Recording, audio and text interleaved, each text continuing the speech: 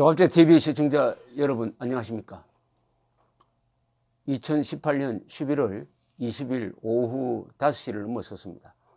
제양군인회라는 단체가 있습니다. 제대 군인들을 회원으로 생각하는 단체입니다. 저도 공군 병장 제대병이니까 군번을 아직도 기억하고 있는 327-5502 제대병장이니까 향군 회원인 것 같기도 하고, 제가 회비를 내본 적이 없고 회비를 내달라는 통보를 받지 못했으니까 명예회원인 것 같기도 한데, 제양군인회에 애착을 가지고 있는 제대군인입니다.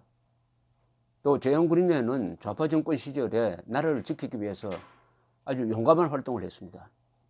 특히 김대중 정권 시절에 제양군인 회장을 지내시고, 그리고 노무현 정권 시절에 제양군인 회장을 지내신 분, 이상훈 전 국방장관, 박세직 전 서울올림픽 조직위원장, 이분은 고인이 되었습니다만, 이분들의 노력으로 국가보안법을 폐지하려고 할 때 제양군인회가 중심이 되어가지고 2004년 10월 4일 이 서울시청에서 대규모 시위를 한 적이 있습니다. 그렇게 해서 좌절시켰습니다. 동시에 노무현 정권이 한미연합사 해체로 가는 전시작전권 전환을 시도할 때 1000만인 서명운동을 해서 좌절시키는데도 중요한 역할을 했습니다. 이것은 제양군인회가 반드시 해야 할 그 설립 취지에 맞는 행동이었습니다. 대한민국 제양군인회의 설립 취지를 법제화한 게 있습니다. 대한민국 제양군인회 법입니다. 여기 제3조에서는 제양군인회는 정치활동을 할 수 없다라고 되어 있습니다. 정치활동을 할 수 없다는 말은 어떤 정당에 가입하든지 어떤 정당을 지지할 수 없다, 이런 말입니다. 동시에 제4조 사업에서는 호국정신의 함양 및 고취라고 했습니다. 정치활동을 해서는 안 되지만 애국활동은 반드시 해야 한다는 겁니다. 그럼 정치활동과 애국활동은 뭐냐? 정치활동은 특정한 정치 집단, 특정한 이념 집단, 특정한 권력 집단을 위하여 심부름을 하는 것이고, 호국은 뭐냐?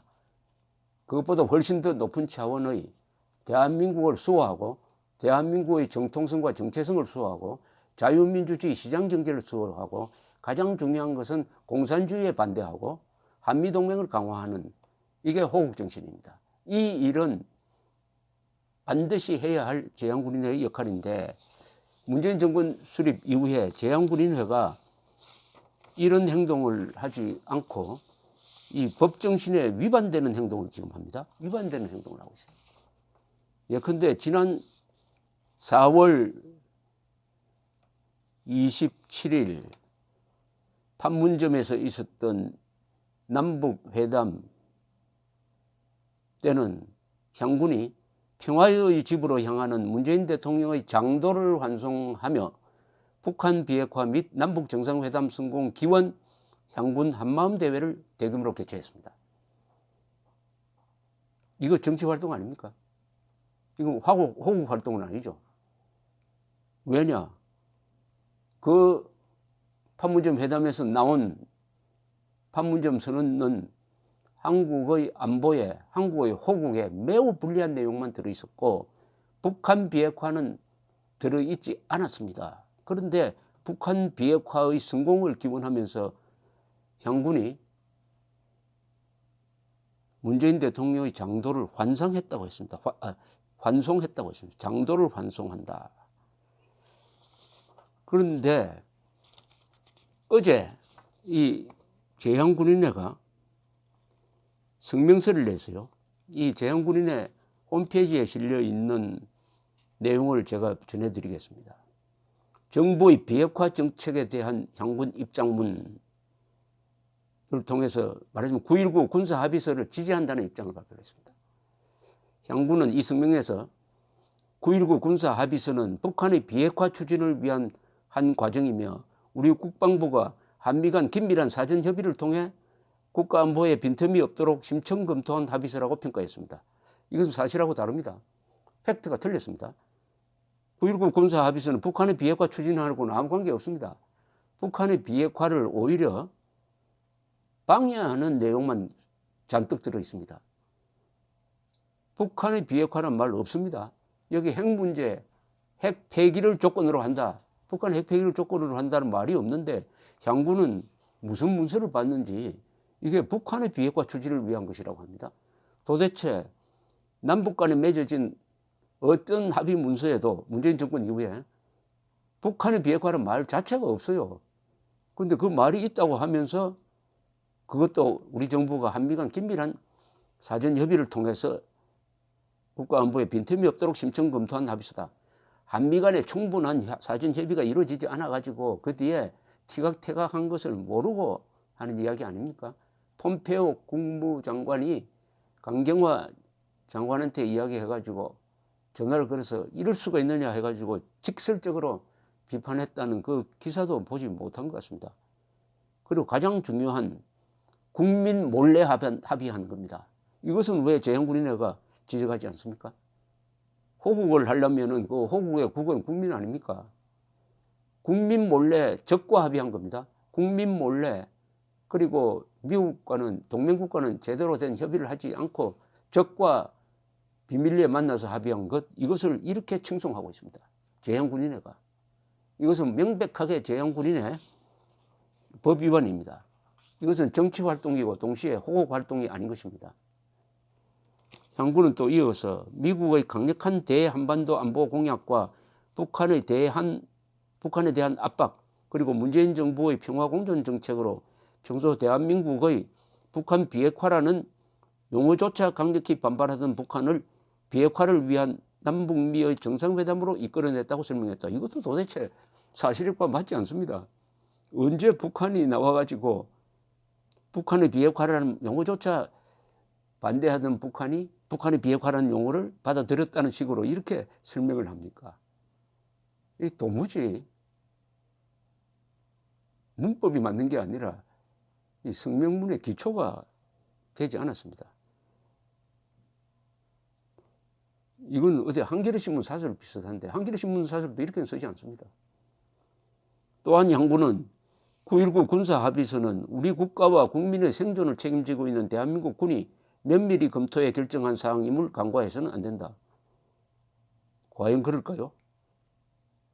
대한민국 군이 그러면 면밀히 검토해서 결정한 사항이면은 대한민국을 팔아넘기는 것도 박수를 보내야 합니까? 지금 대한민국 군대가 군 지휘부가 이게 정상입니까?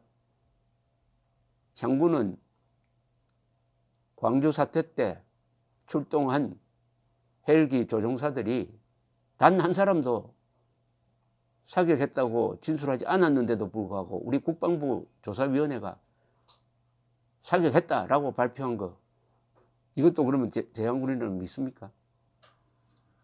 송영무 국방장관이 아들 뿔 때는 김정은이가 따라주는 술을 한 손으로 따라주는 술잔을 두 손으로 받은 거, 이것도 대한민국 군 지휘부가 한 거니까 가만히 있어라, 이런 주장 아닙니까? 완전히 비판 의식을 무디게 하는, 이것은 청와대 대변인도 아니고. 또 향구는 이렇게 이야기했습니다. 군사합의서에 대한 일부의 지나친 부정적 견해가 국론 분열로 이어질 수 있음을 우려한다. 참 한심한 주장이네요. 국론 분열? 아니, 민주주의 국가에서 국론 분열이라는 말 쓸 수 있어요? 민주주의 국가는 국론이 원래 갈등하고 분열되는 겁니다. 그러나 언론 자유를 통해서 건전한 토론을 통해서 바로잡는 거예요. 이 국론 분열은 독재자가 하는 이야기입니다. 독재자. 부정적 견해를 이야기하면 그게 국론 분열입니까? 문재인 정권이 속고 있다라고 하는 게 국론 분열입니까? 김정은이가 위험하다 하면은 그게 국론 분열입니까? 북한의 비핵화는 물 건너갔다, 북한은 절대 비핵화하지 않는다라고 주장하면 이게 국론 분열입니까? 지금 국방부가 너무 약하다, 왜 국방부가 좌파 정권의 심부름 역할을 하느냐라고 하면 이게 국론 분열입니까? 그럼 국론 분열의 기준은, 향구는 문재인 정권의 판단에 기준을 좀 두고 있는 거죠. 분명히.